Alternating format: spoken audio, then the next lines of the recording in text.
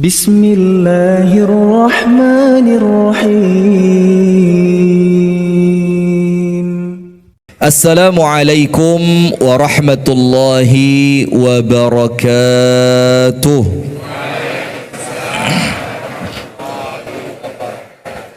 Alhamdulillah, kita bersama-sama berterima kasih kepada Allah. Kita bersyukur kepada Allah, matur suwun kepada Allah Ta'ala atas kebaikan dari Allah yang tidak pernah putus hadir dalam kehidupan kita.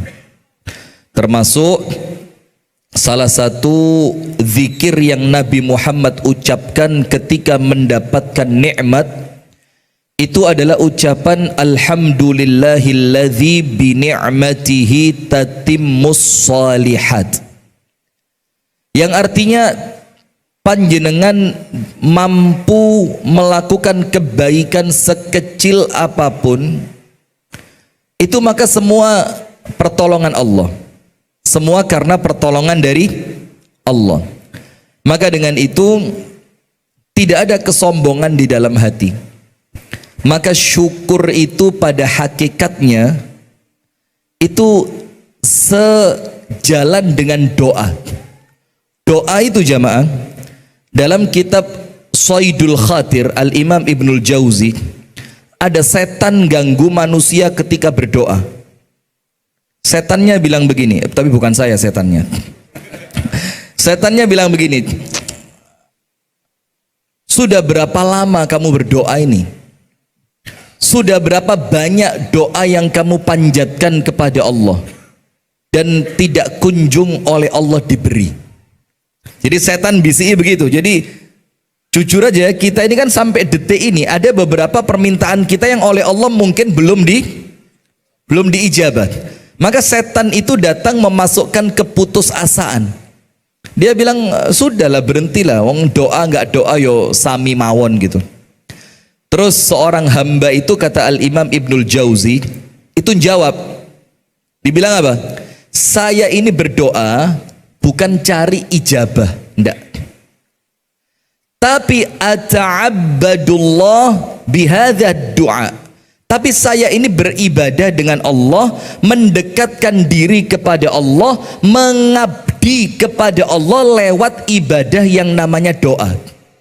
Jadi untuk urusan diterima tidak diterima itu sudah urusannya Allah. Yang penting perintah berdoa saya lakukan. Maka dengan itu Amirul Mukminin Umar Ibnul Khattab radhiyallahu anhu punya satu quote, kalau bahasa zaman dulunya maqalah atau kalimat hikmah. Umar itu mengatakan, ala wa inni la ahmilu hammal ijabah walakinni ahmilu hammad du'a. Saya ini, kata Umar, belas ratau mikir tentang ijabah doa. Enggak saya pikir.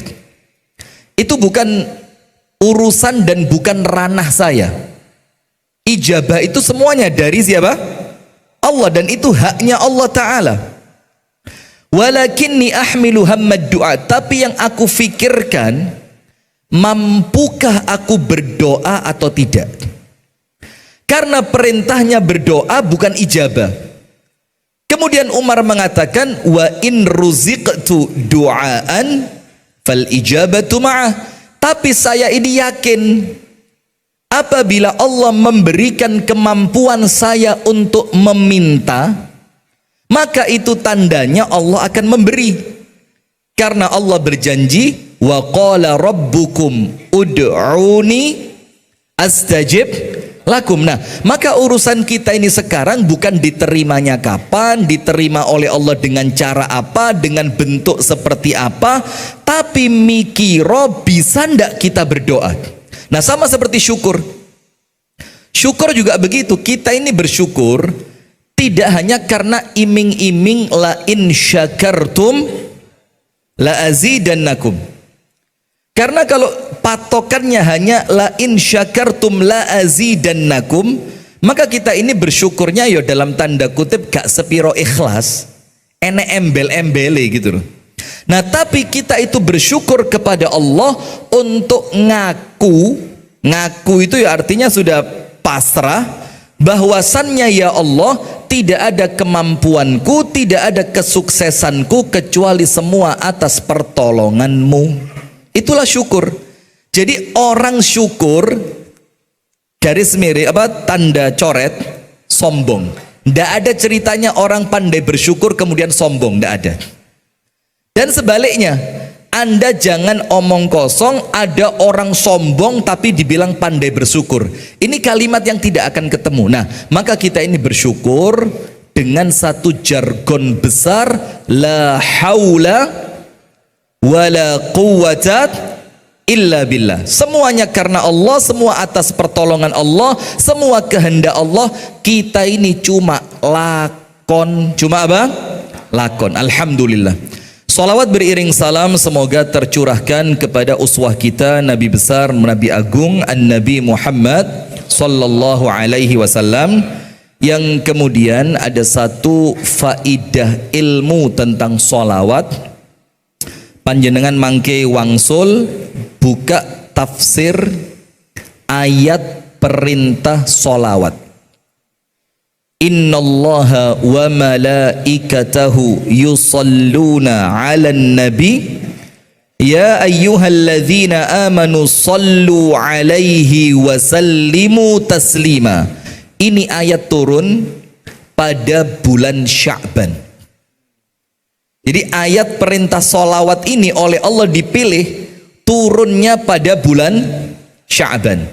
Maka sebagian ulama mengatakan salah satu amaliyah bulan Sya'ban yang menjadikan Sya'ban itu lebih berarti, bermakna dan menghadapi Ramadan insya Allah sukses, itu salah satu kuncinya kalau masuk bulan Sya'ban memperbanyak sholawat Nabi. Baik, jamaah sekalian, kita akan berbicara 3 poin kecil-kecil saja, tidak usah yang besar-besar karena saya sendiri gak ngerti lek besar. 3 poin kecil mengenai persiapan menjelang datangnya bulan Ramadan. Nah, kalau kita ini jamaah nun sewu nggih. Nun sewu. Kalau dibandingkan umat Islam di zaman-zaman awal dulu, wis gak enek apa-apa nih blas. Jadi umat Islam akhir zaman itu ndak usah gaya tok gitu loh. Kita ini kalau bukan karena pertolongan Allah, kalau bukan karena ampunan dan rahmat Allah, sudah hancur dari zaman sebelum lahir mungkin. Tapi karena Allah sayang kepada kita, Allah mencintai kita, Allah mengapresiasi effort dan usaha kita, maka dengan itu ada yang namanya al-baqa. Baqa itu ya keberadaan kita oleh Allah, eksistensinya dijaga. Itu bukan karena kitanya, karena Islam yang melekat dalam diri kita. Nah, maka dengan itu jamaah, kalau kita lihat para sahabat Nabi, para tabi'in, para tabi'ut tabi'in, atau kalau dikasih tanda kurung para salaf. Jadi panjenengan kalau dengar kalimat salaf ini bukan kelompok pengajian. Jadi tidak usah guyang-guyu, santai mawon. Jadi kalau kita ngomong salaf, salaf itu namanya generasi 3 yang pertama, sahabat, tabi'in, tabi'ut tabi'in. Maka siapapun di antara umat Islam ini yo aslinya salaf. Cuma masalahnya ngaku apa tidak, mengklaim atau tidak. Cuma itu saja. Nah, sudah disebutkan dalam kitab Lataiful Ma'arif milik Al-Imam Ibnu Rajab Al-Hambali. Para sahabat Nabi, tabi'in, tabi'ut tabi'in itu persiapan Ramadan mulai bulan Rabiul Awal. Ketika umat Islam Indonesia masih sibuk masalah maulid Nabi, bid'ah atau tidak bid'ah, itu para sahabat wes fokus ngurusi Ramadan. Kita masih bingung, maulid Nabi bid'ah, ini bid'ah neraka, dolala finnar. Ketika kita masih sibuk urusan itu, maka orang-orang pilihan itu pikirannya sudah jauh 6 bulan ke depan wes kepikiran Ramadan. Kita hitung Rabiul Awal, Rabiul Tsani, Jumadal Ula, Jumadal Tsaniyah, Rajab, Sya'ban. 6 bulan. Jadi mereka itu hidupnya hanya Ramadan. Tok. 6 bulan menjelang Ramadan doa, Allahumma ballighna Ramadan. Ya Allah, sampaikan kami pada bulan Ramadan. 6 bulan menjelang. 6 bulan setelah Ramadan, Syawal, Dzulqa'dah, Dzulhijjah, Al-Muharram, Shafar dan seterusnya, 6 bulan. Apa yang mereka lakukan? Tetap fokusnya Ramadan. Allahumma taqabbal minna Ramadan. Ya Allah, terimalah Ramadanku yang lalu. Jadi setahun full doa mereka itu tidak pernah lepas dari Ramadan. Nah, jadi kalau kita mau nyuntuh mereka 100%, ya kalau bisa begini. Tapi kalaupun tidak sama secara percis 100%, minimal turun sedikit. Turun sedikit itu kata Ibnu Rajab, itu persiapan Ramadan mulai Rejab. Rejab itu berarti bulan lalu. Iya, bulan lalu. Sekarang kan Ruah. Anda ngerti Ruah enggak? Anda taunya kuah rawon. Ruah itu ya Sya'ban ini ya. Maka kata Ibnu Rajab, paling apes kalau kepingin Ramadannya sukses, persiapannya itu mulai Rejab. Sampai Ibnu Rajab menukil ucapan para tabi'in, mereka bilang apa?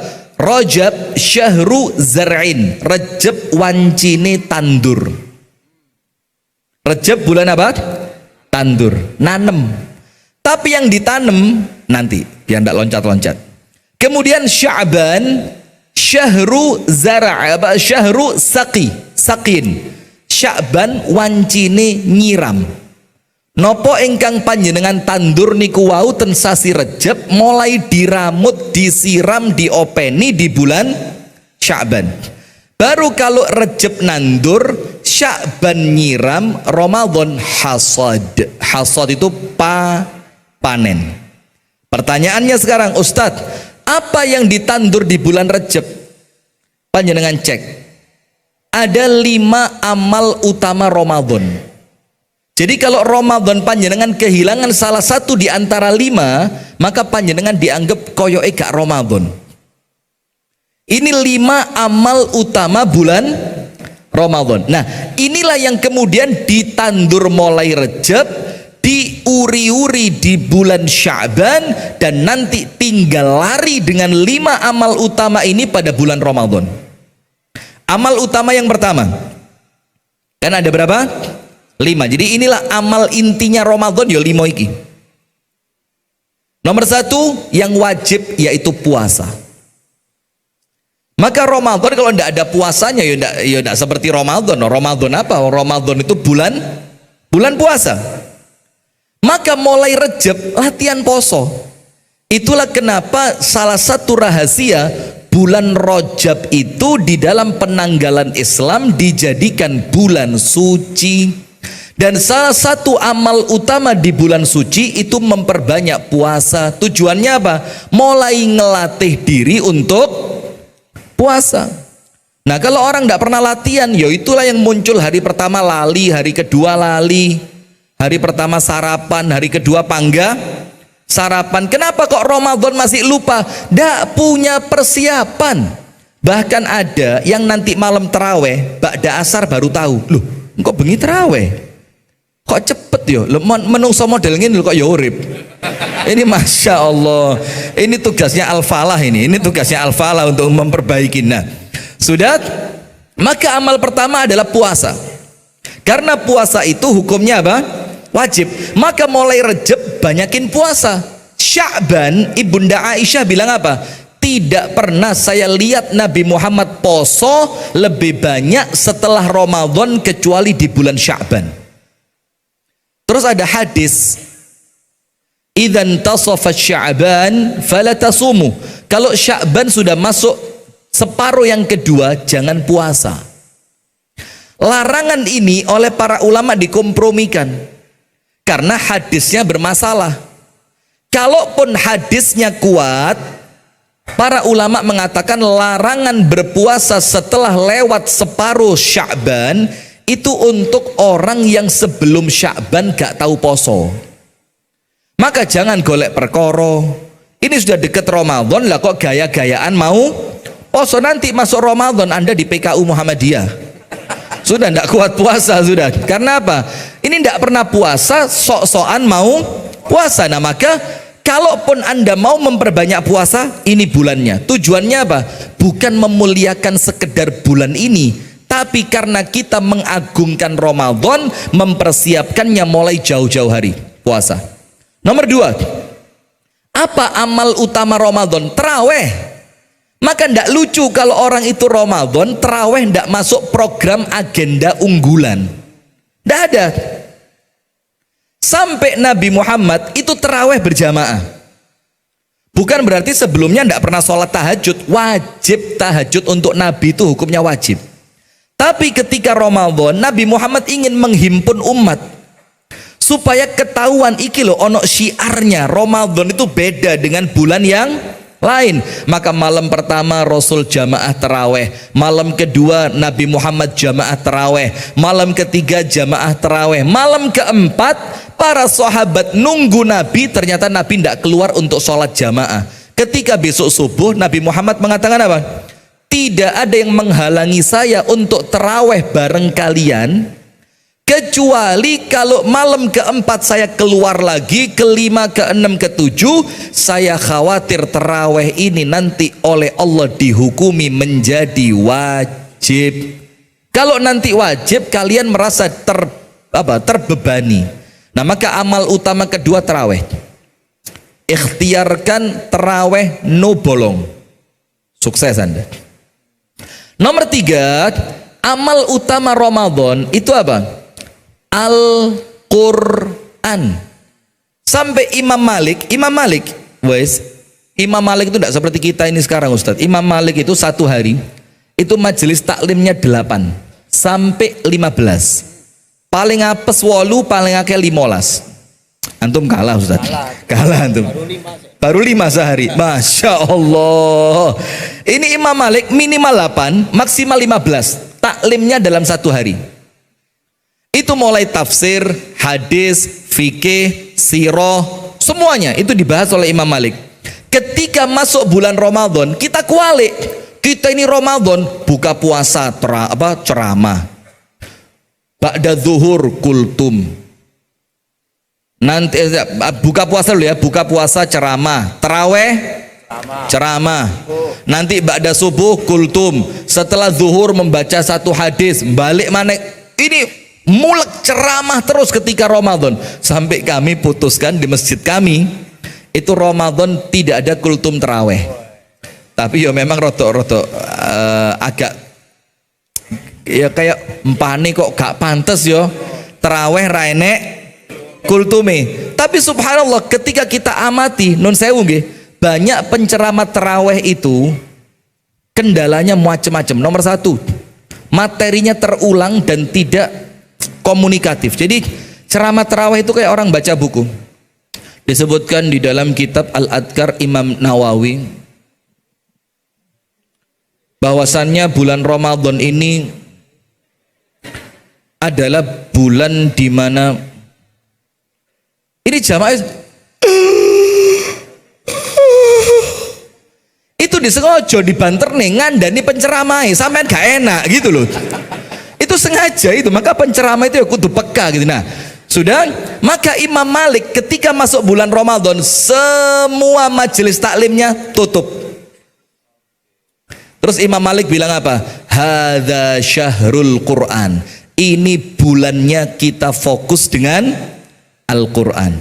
Maka kajian-kajiannya diganti tahsin, murojaah Al-Quran. Yang belum punya hafalan latihan bikin majelis halaqah tahfidz Al-Quran. Sampai Imam Syafi'i nanti diamalkan di Al-Falah ini, insya Allah, jangan khawatir panjenengan. Imam Syafi'i dalam satu bulan 30 hari Ramadan khatam 60 kali khatmah. 60 kali. Satu kali berarti satu harinya berapa kali? 2. Yang sekali di luar sholat, khatam sekali ketika terawih. Nanti Al-Falah begitu, jangan khawatir. Primun Ustaz. Ini langsung ancang-ancang ini. Wes gak usah nang Al-Falah wes. Sementara tanpa kultum dulu. Oh, tanpa kultum dulu. Oke, pelan-pelan ya. Masya Allah, Masya Allah. Sudah? Maka Imam Syafi'i itu khatam 60 kali. Dan subhanallah kami punya teman di Makassar, di Stiba Makassar. Itu muridnya dikasih challenge, dikasih tantangan. Yang bisa khatam 60 kali dikasih umroh VIP gratis. Dan subhanallah ada yang sukses. Ketika ditanya, jujur Ustadz. Kamu tidak bohong? Tidak bohong Ustadz. Kamu kalau bohong urusannya dengan Allah. Siap Ustadz, saya khatam 60 kali. Ditanya sama Ustadz Fakhrul Razi, apa resepnya? Satu tok, gak nyekel HP blas. Sakit bu? Tantangan Al-Falah. Langit, tantangan Al-Falah coba. 1 bulan gak nyekel HP blas. Sakit boten? Boten Anda boten sakit kok bangga lah, astagfirullah. Bagaimana ini? Nah sudah. Maka amalan utama ketiga, syahru Ramadan alladzi unzila fihil Quran. Fokus dengan Al-Quran. Poso, taraweh, Quran. Nomor 4, doa. Jadi Ramadan itu bulannya doa. Maka masuk masjid doa, menjelang buka doa, ketika sahur doa, nanti panjenengan pulang taraweh doa, panjenengan selesai baca Quran doa. Itulah Ramadan, doa. Maka kalau panjenengan cek ayat tentang puasa dalam Al-Baqarah mulai 183 sampai seterusnya, itu tengah-tengahnya ayat Allah berbicara tentang puasa, tengah-tengahnya ayat tentang doa. Wa idza sa'alaka ibadi anni fa inni qarib ujibu da'watad da'i idza da'ani falyastajibuli wal yu'minu bi la'allahum yarshudun. Ini ayat doa di tengah-tengah ayat puasa. Apa kata para ulama? Ada rahasia besar keterikatan antara puasa, Ramadan dan doa. 1, puasa. 2, taraweh. 3, Al-Quran. 4, 5, sodakoh. Ramadan tanpa sodakoh bagaikan sayur bagaikan rawon tanpa keluak. Jadi kalau Ramadan tidak ada sodakohnya, itu seperti makan rawon tapi tidak ada keluaknya. Apa namanya kalau tidak ada keluaknya? Ayo. Nah, ya itulah Ramadan tanpa sedekah. Maka disebutkan dalam hadis yang sahih, Nabi Muhammad itu orang manusia sak dunia paling dermawan. Nggih napa nggih? Lebih dermawan lagi ketika masuk bulan Ramadan. Lebih dermawan lagi di 10 terakhir. Maka ibu-ibu, saya punya satu tips untuk panjenengan. Bapak-bapak juga. Kami di SDO punya satu program. Ini bukan buat sombong-sombongan, wallahi bukan buat sombong-sombongan. Ini sekedar apa? Kita saling memotivasi satu dengan yang lain. Kita punya program andalan di setiap Ramadan itu apa? Bawa anak yatim yang miskin, yang memang mereka anak yatim dan kurang mampu, nggih. Itu kita data, tapi jumlahnya belum bisa banyak karena keterbatasan. Tahun lalu berapa? 100 anak yatim. Kita bawa pakai mobil bagus, pakai kendaraan bagus, kita masukkan toko pakaian terbagus di kota. Kita masukkan mereka, kita bilang apa? Milio klambi siji, celono siji, sepatu atau sendal 1, sesukamu. Masuk mereka. Anda tahu wajah mereka, Bu? Masya Allah, Bu. Itu nggarim Brebes mili kalau diceritakan. Itu muka mereka yang mereka sebelumnya mikir, wah riyoyo gak koyok kancaku, raiso kelambi anyar, ibuku ra kuat nukok nih kelambi. Ternyata panjenengan datang ketika anak panjenengan Anda masukkan ke toko, Anda nyangking satu anak yatim, nyolih podo bareng be anakku, milio sak senengmu, baju 1, celana 1, sepatu atau sendal. Itu Masya Allah. Nah, untuk bisa program seperti itu ada caranya, karena kita ini kan sedekah langsung akeh gak kuat ya. Ini kan wajah melarat semua. Maaf, guyon ya. Saya tadi barusan dari Banjarnegara, itu Pak Lurahnya curhat. Jadi ada dana desa kan? Dana desa itu oleh lurahnya dibagi-bagi rata. Yo guru ngaji dapat, pegawai honorer, pokok didum roto. Qadarullah tahun ini dengan adanya, boleh enggak ngomong di sini ya? Panjenengan enggak apa-apa, saya yang khawatir ini. Nah, setelah adanya Koperasi Merah Putih itu dana desa dipotong sampai 700 juta. Padahal dana desanya 1 M per tahun, 1 M. Itu dipotong 700 untuk Koperasi Merah Putih. Terus lurahnya ngomong sambil rotok ndredeg ngomongnya. Sambil kayak nahan-nahan nangis gitu. Dia bilang apa? Ini saya umumkan mumpung panjenengan kumpul sedoyo, dana desa dari yang 1 M cuma tersisa 300 juta. Jadi untuk Bapak Ibu guru ngaji yang sebelumnya dapat, nun sewu nggih, mohon maaf, ngapunten kata beliau, tahun ini terpaksa harus kita kurangi jumlahnya dan uang yang kami berikan. Masya Allah, lihat. Nah, maka untuk kita Pak, kalau saya punya cara, saya pribadi amalkan di rumah. Saya ambil satu kotak, kayak kotak amal masjid gitu, kaleng masjid, atau Anda pakai apa gitu. Saya tulis di bawahnya, sedekah harian di pentong akhir Ramadan. Ngerti di pentong? Di pentong itu apa? Aduh, Anda deso Anda. Di pentong itu kalau Anda punya tabungan, tabungannya dipecah itu loh. Bayam. Kepro, apalagi Bu? Ayo Bu, istilahkan untuk suami Anda Bu. Bogem, bagus, Masya Allah, luar biasa loh. Sudah, itu masukkan per hari. Berapa ya? Monggo kerso 5.000, 10.000, 20.000. Lek pas enek rezeki yo 1.000, lek pas gak enek rezeki yo mungkin 20.000. Nanti dibukanya sehari menjelang Idul Fitri. Dipecah, prak. Setelah dipecah, jumlahnya kan lumayan, 300.000, 400.000. Gunakan apa? Uang itu untuk membelikan anak yatim baju baru. Nah, kalau untuk Al-Falah, bagikan ke jamaah kotak-kotak itu. Ayo diumumkan siapa yang mau sedekah kotak baju lebaran yatim piatu. Nah, nanti akhir Ramadan dikumpulkan dikumpulkan ke masjid Al-Falah. Tidak apa-apa dikasih nama Ibu Joko Widodo. Nah, tulis lagi. Ya pokok sesuai namanya masing-masing, sehingga nanti ketika anak yatim itu pakai baju baru, disebutkan nama donaturnya, suruh doain, ini loh nih donasi mule ini dari Bu Jokowi le.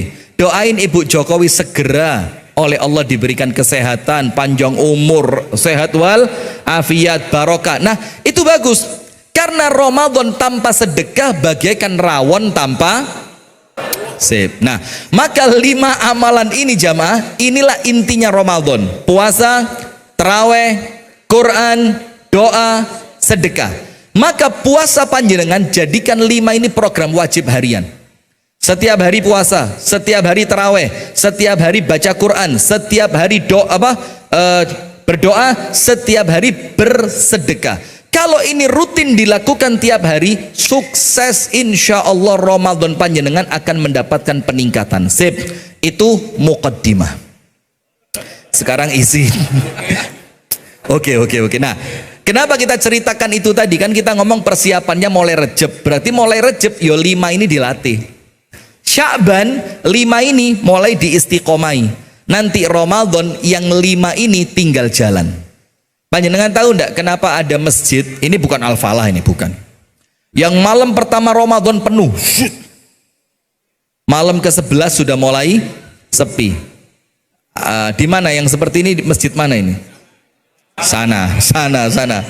Bahkan Kediri. Untung saya depan masjid ini. Coba enggak ini. Kediri. Kasebon. Ini cerita kisah nyata. Mungkin sebagian sudah pernah dengar lewat YouTube kami. Ada satu masjid, tapi tidak terlalu besar. Masjid itu telepon kepada persewaan tenda pesta. Terop. Telepon dia. Waalaikumsalam Mas, iki terope nganggur tak? Oh nganggur Pak, enten apa? Anu nyewo seminggu dekeken etane masjid. Pasangan di etane masjid. Disepakati ukuran-ukurannya. Terus yang punya tenda bilang apa? Pak, kok cuma seminggu? Ramadan iki tendo gak payu Pak. Sampean pakai sebulan, bayaran cuma seminggu. Apa jawabannya ketua takmirnya? Ini bukan Pak Kusnadi tapi. Apa jawabannya? Percuma Mas, mubazir. Kanggone mung petang dino. Jadi kepake cuma berapa hari? 4 hari. Hari kelima, ke-6, ke-7 seterusnya itu jangankan terop, dalam saja tidak penuh. Di tempat panjenengan dia sama. Jangan-jangan Kediri ketularan sini berarti. Masya Allah. Nah sudah. Maka jamaah, ada 3 persiapan ringan, tapi ini persiapan inti untuk ketemu Ramadan dalam keadaan yang baik. Siap gak Bu? Siap Bu? Bu, saya tanya, panjenengan nun sewu kan perempuan semua nggih? Nggak ada yang dandan perempuan kan? Asli perempuan maksud saya ya. Darah haid berhenti jam 11 malam. Tet resi sudah tidak ada sedikit pun darah yang keluar. Dicek pakai kain bersih, dicek juga ada qusah baydha, apa biasa kalau perempuan itu di akhir masa haidnya ada cairan putih, selesai jam 11 malam. Panjenengan mau mandi, males. Iki lek aku adus, jelas adusnya pindu iki. Kalau saya mandi sekarang, jelas saya mandi berapa? 2 kali ini. Mandi suci dari haid dan mandi dikerjain suami. Wes, timbang bojoku macem-macem, karuan adusnya meneh subuh hai. Qadarullah panjenengan menunda mandi junub karena haid atau mandi besar karena haid. Lah kok besoknya panjenengan terlambat bangunnya 5 menit menjelang azan subuh. Sahur apa mandi? Sahur sambil mandi juga boleh kok. A sahur, B mandi, C sahur sambil mandi. Ayo A B C. C ngawur. Anda sahur sambil shower naik. Kan ya tidak mungkin. Coba Bu, sahur apa mandi? Ngawur pol. Ini loh, kalau agama itu diserahkan kepada yang bukan ahli ya. Jawabannya apa? Sahur. Oke, pegang sahur. Sementara kalau Anda belum suci dari darah haid, Anda belum mandi, Anda dianggap masih belum suci dari haid. Maka perempuan yang kering darah haidnya kering, tapi dia belum mandi, dianggap belum suci, maka belum boleh hubungan suami istri. Apa yang terjadi? Berarti kalau dia puasa, puasanya tidak sah. Berarti wajib sudah mandi sebelum adzan subuh. Berarti kalau kejadiannya seperti itu, melehnya mandi. Karena kalau kedisian adzan Anda belum mandi, maka Anda tidak boleh puasa hari itu, karena dianggap masih dalam keadaan haid. Paham Bu? Sekarang bapak-bapak, jawaban Mbak, jangan malu-maluin Mbak. Jangan, ini ulama semua ini, Masya Allah, mujtahid ini. Malam hubungan suami istri, ya, terutama yang baru nikah subuh kemarin. Kok mau nikah kok kate poso ya rabi nih, Masya Allah. Kalau saya boleh usul, nikah itu Syawal hari kedua. Jadi riyoyone pindu. Idul Fitri tanggal 1 Syawal, nanti Lebaran lagi tanggal 2 Syawal nikah. Jadi nanti Pak Kus bikin yang baru Pak Kus. Ya, menikahkan marbot masjid tanggal 2 Syawal. Jadi Lebarannya 2 kali. Bapak-bapak, malam hubungan suami istri. Karena capek, kondisi fisik males segala macam, ndak mandi. Qadarullah sama ceritanya, adzan subuh kurang 5 menit baru bangun. Sahur apa mandi?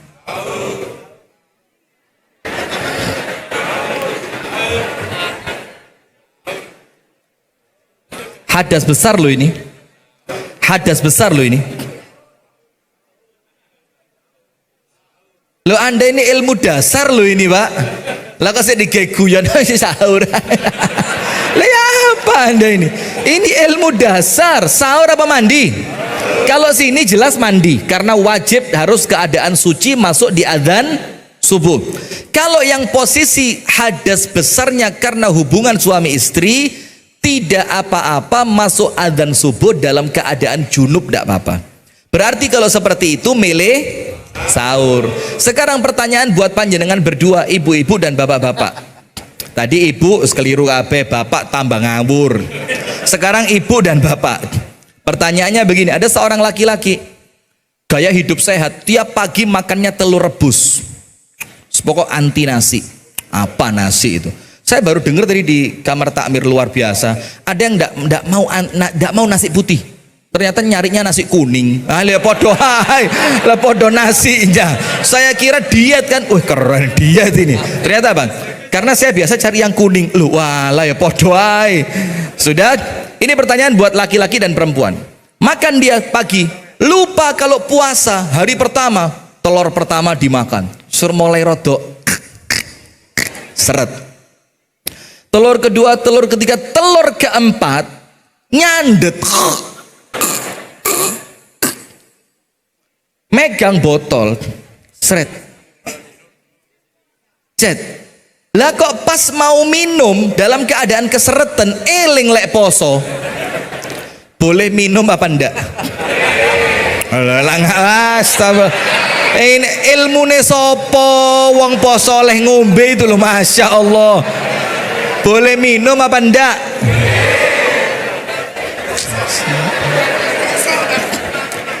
Lo Anda ini ikut ulama mana? Orang puasa boleh minum itu loh, ikut ulama siapa?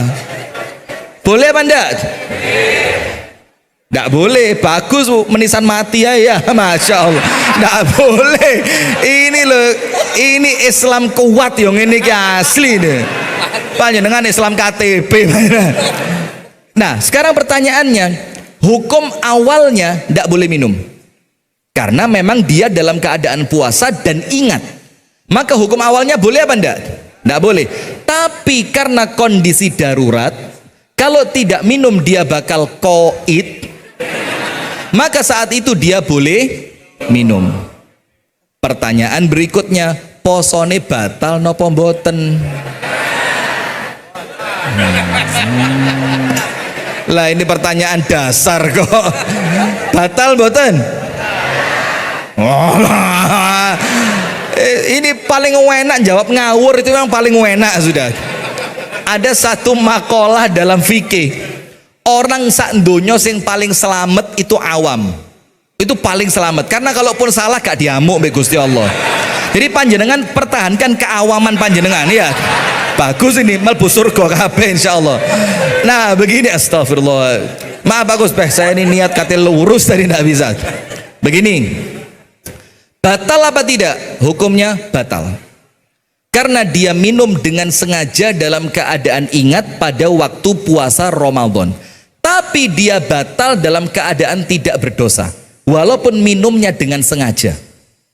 Batal tapi tidak berdosa. Nah, jadi kalau Anda kepingin batal dan tidak berdosa, ini tutorialnya. Ini di sini tutorialnya ya. Jadi bukan tutorial jemping toh. Ini tak urui batal gak dosa panjenengan. Jarang ulama cerita begini, itu jarang. Sudah, sip. Nah, berarti jamaah dari sini kita ngerti persiapan fundamental nomor 1 ilmu. Persiapan apa? Ilmu.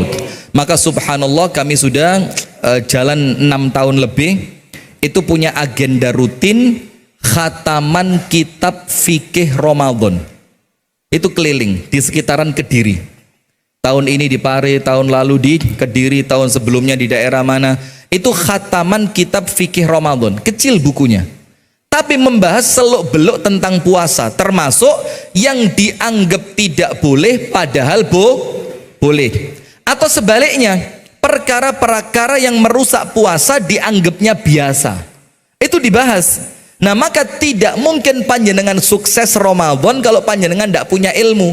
Dalam keadaan kita mikir apa? Alas Ramadan ilmu katon, sahur, ramangan, rangombe, rakumpul suami istri, adzan maghrib, buka beres, poso sah. Tapi ternyata dengan 3 pertanyaan tadi ngeluntung kabeh. Ini menunjukkan apa? Kita ini masih betul-betul haus dengan ilmu. Sampai Imam Bukhari mengatakan babu al-ilmi qabla al-qawli wal amal, bab pentingnya berilmu sebelum berbicara dan beramal. Nah maka termasuk pentingnya ilmu itu begini, ada orang puasa Ramadan Bu, itu ihtiyat itu apa? Dia dapat jadwal imsakiyah resmi dari MUI, resmi maghrib 17.47 misalkan nggih 17.47. Dia pakai jam Android, yang jam Android itu kan sudah terkoneksi dengan jam internasional sing gak mungkin meleset. Dilihat jamnya 17.47, dilihat jadwal imsakiyah 17.47. Waktunya apa? Buka kan? Tapi karena orang ini kuatir posone batal dilebihi 3 menit, gak wis lah. Dilebihi 3 menit kuatir le MUI salah nulis apa jamku kecepeten. Itu kalau untuk awam dianggapnya keren. Apik sampean yo. Zaman nih wong wis keluwen kepingin agi-agi mangan lah kok sampean malah mundur 3 menit. Nah, ini kalau ndak punya ilmu bisa salah kaprah, padahal itu hukumnya haram. Bahkan orang yang di jalan, di mobil, kendaraan atau yang lainnya, sudah masuk waktu maghrib, adzan maghrib, terdengar adzan sudah waktunya buka, di mobil tidak ada apapun yang bisa digunakan untuk membatalkan buka puasanya. Terus dia buka puasa dengan apa? Rokok. Astagfirullah. Emosi saya di sini, emosi. Masya Allah Ustadz, Kediri Malang bagus loh Ustadz, jamaah Ustadz. Di sini kok begini ya? Rokok lihat tas.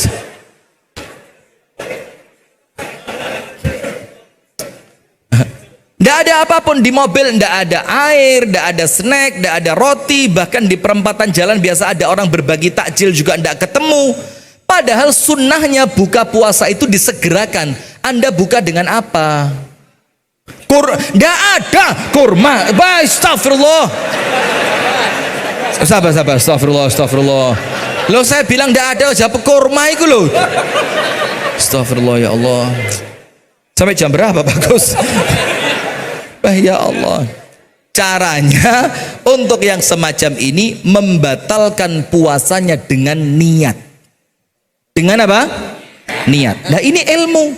Loh kalau panjenengan tidak ngerti, gak duwe niat, Anda kehilangan afdolnya puasa dengan membatalkannya di awal waktu. Anda kehilangan keutamaan itu karena Anda belum memiliki ilmunya. Tapi kalau sekarang ilmu itu menuntut untuk dipraktekkan. Jadi nanti menjelang maghrib metua pakai mobil, jangan bawa apa-apa wis metuai keliling aja. Tujuannya apa? Karena ilmu itu harus diamalkan. Nah, maka dengan itu jamaah nomor 1, persiapan terbaik ilmu. Persiapan apa? Ilmu, supaya Ramadhane mantep, atine jejeg, sehingga Anda ibadah tidak dalam keadaan penuh dengan keraguan. Oleh porayo, batal porayo. Nah seperti itu. Maka persiapan pertama apa? Ilmu. Nomor 2, persiapan yang terbaik menjelang Ramadan itu persiapan hati. Persiapan apa? Hati. Nun sewu nggih. Ibu-ibu, jujur, bohong. Iki masjid loh ini. Masjid. Jadi dosa kecil saja kalau dilakukannya di masjid jadi besar. Apalagi bohong itu dosa besar. Kalau dilakukan di masjid langsung neraka tanpa hisab, tanpa adab. Oh bukan tanpa adab ya, langsung ini. Ayo Bu, yang punya musuh angkat tangan. Angkat tangan sing duwe musuh. Bojone. Masa ya Allah, Abu Sanum seragen terakhir ini ya, seragen terakhir. Mengkhawatirkan. Bu, nun sewu, yang punya masalah dengan orang lain tidak saling menyapa, ada apa ganjelan di dalam hati, ada sangkut paut yang lama tidak tertunaikan kemudian akhirnya menjadi permusuhan. Angkat tangan yang punya seperti itu, angkat tangan. Kayaknya blas. Malaikat solihatun qanitatun mu'minatun hafizatun lil ghaib. Luar biasa. Tidak ada? Masya Allah. Ibu-ibu tahu ya ciri orang munafik itu Bu ya? Ciri orang munafik tahu Bu ya? Ya, saya cuma mengingatkan saja. Sudah.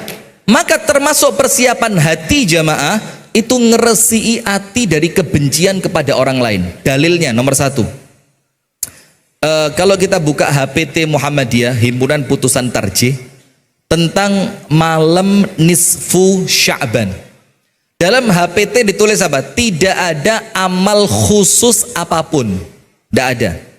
Tidak ada sholat sekian rokaat, tidak ada membaca surat ini dibaca sekian kali, tidak ada kemudian harus melek dengan membaca wirid ini sekian ratus kali, tidak ada. Tapi kemudian Asy-Syaikh Al-Albani mengatakan ada satu tok hadis yang kuat tentang nisfu Sya'ban. Dan nanti kita ambil hikmahnya tentang ngeresi hati. Apa hadis itu yang kata Syekh Albani merupakan hadis yang kuat? Rasulullah bersabda sallallahu alaihi wasallam, "Yattali'ullahu ta'ala Rabbuna ila jami'i khalqihi fi lailatin nisfi min Sya'ban." Allah Ta'ala memandang semua makhluknya di malam nisfu Sya'ban. Kuwabe sama Allah dilihat.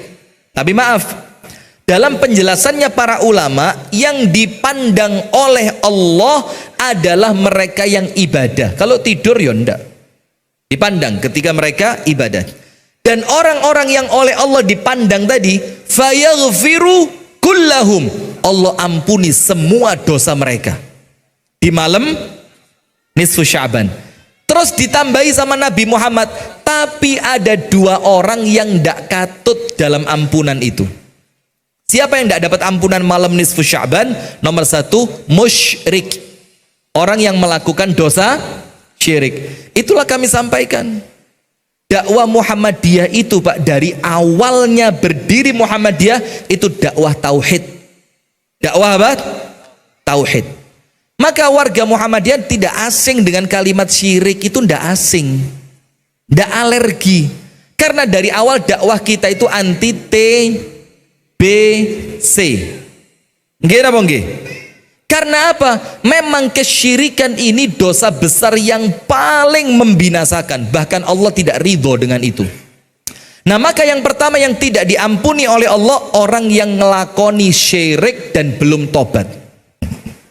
Nomor dua, kalau syirik insya Allah kita, insya Allah enggak lah ya, insya Allah tidak mungkin lah kalau panjenengan syirik itu kayak ewes jauh lah. Mudah-mudahan Allah selamatkan kita sampai kita wafat, amin. Tapi yang kedua ini yang medeni. Apa yang kedua? Musyahin, orang yang bermasalah dengan orang lain dan belum saling memaafkan.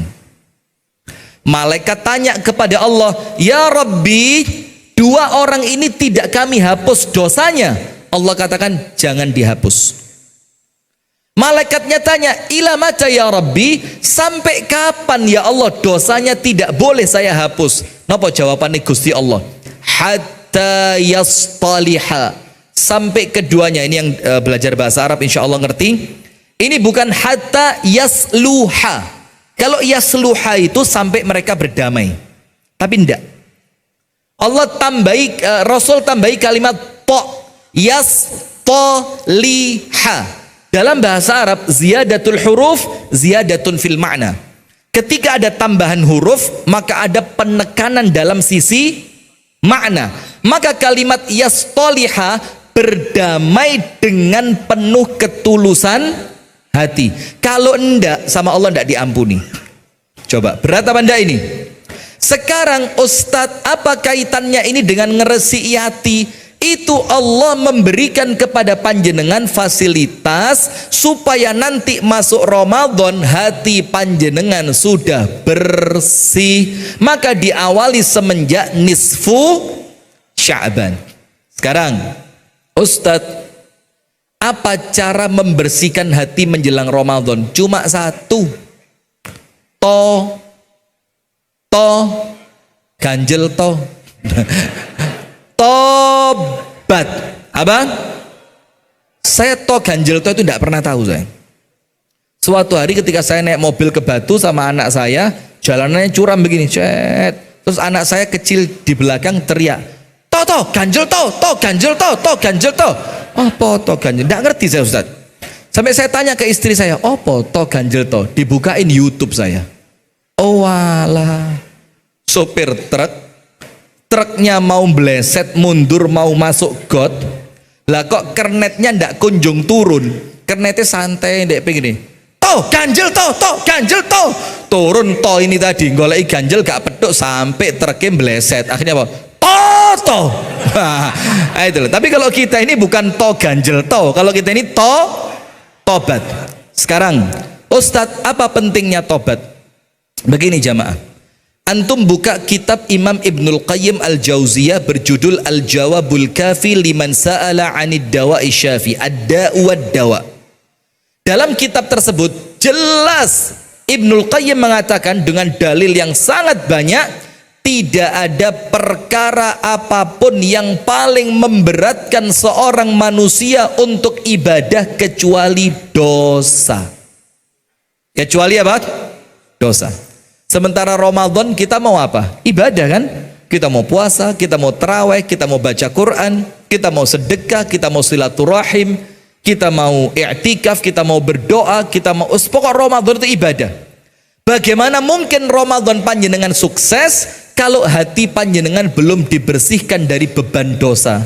Maka persiapan salah satu yang paling penting ngeresii hati dari dosa, maksiat dan kekhilafan dengan melakukan tobat kepada Allah Subhanahu wa taala. Penutup yang ketiga, ini penutup bagian pembukaan yang pertama.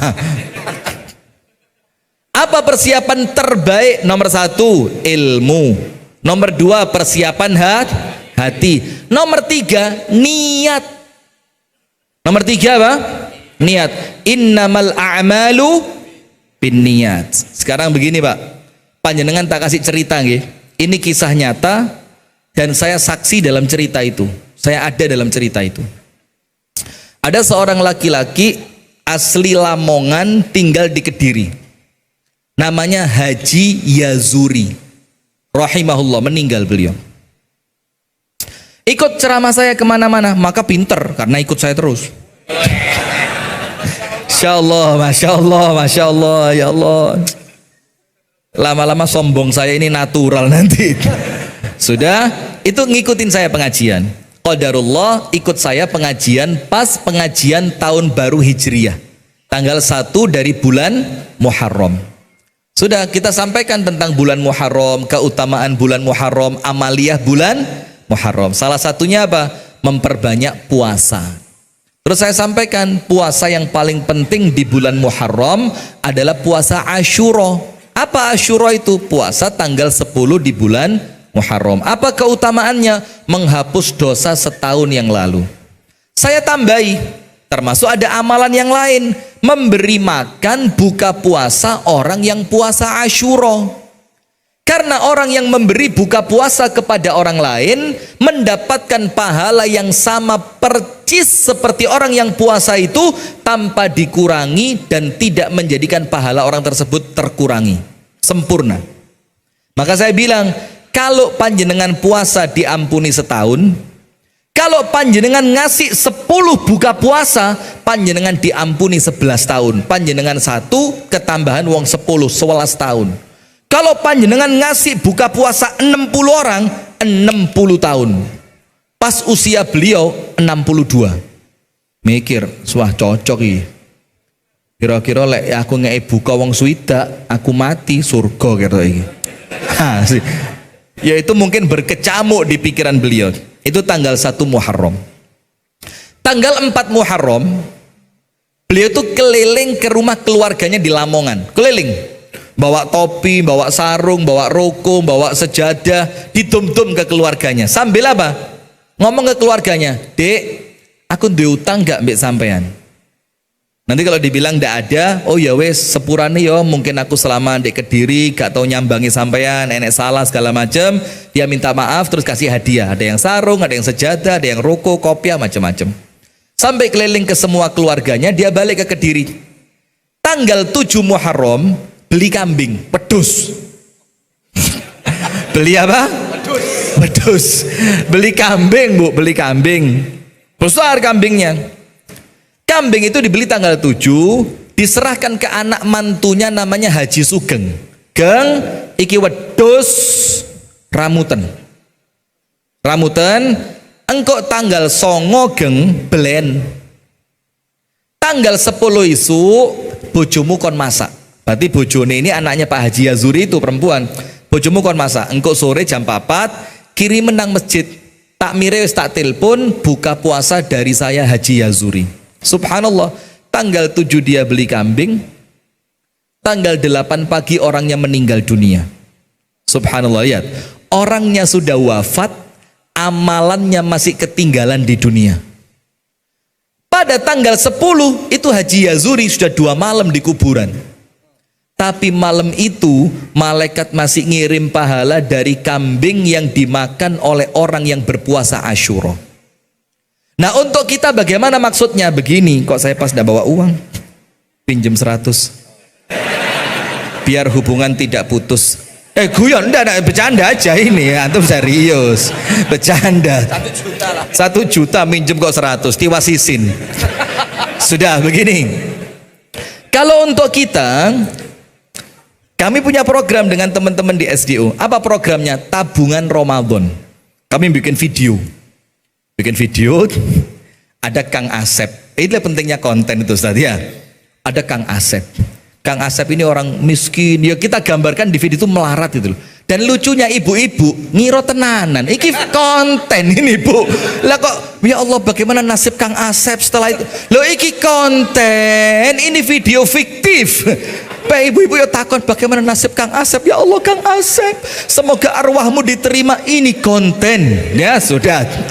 Kita gambarkan Kang Asep itu jualan apa? Ngumpulkan barang bekas, rosoan, pemulung, bawa sak. Terus menjelang adzan zuhur, Kang Asep ini mampir ke masjid untuk istirahat sejenak sekalian sholat zuhur. Dek datang, ketemu Abu Shanum, diceritani, wah Kang Asep bagaimana kabarnya? Oh iya ini habis cari apa pemulung, cari sampah apa plastik segala macam. Oh ya sudah.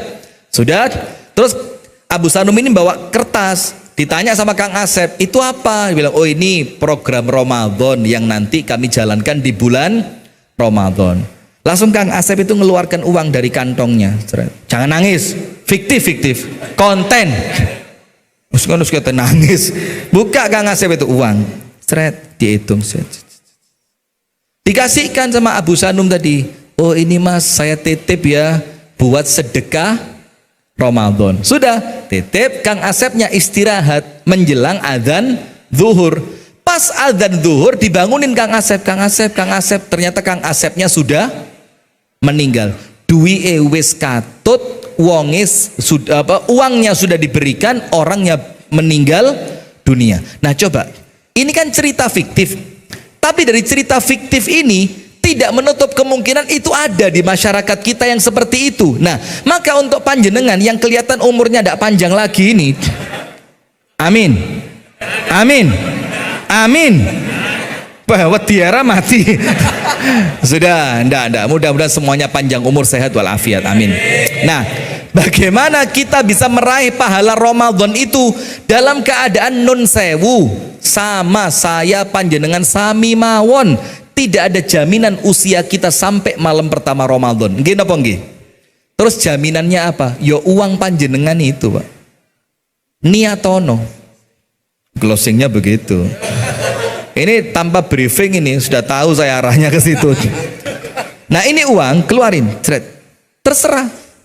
Ngomonglah sama panitia masjid atau takmir dimanapun, Al-Falah bisa ngomong, ini saya sedekah tapi tolong akadnya uang ini saya niatkan dipakai nanti pada bulan Ramadan. Jangan dipakai sekarang.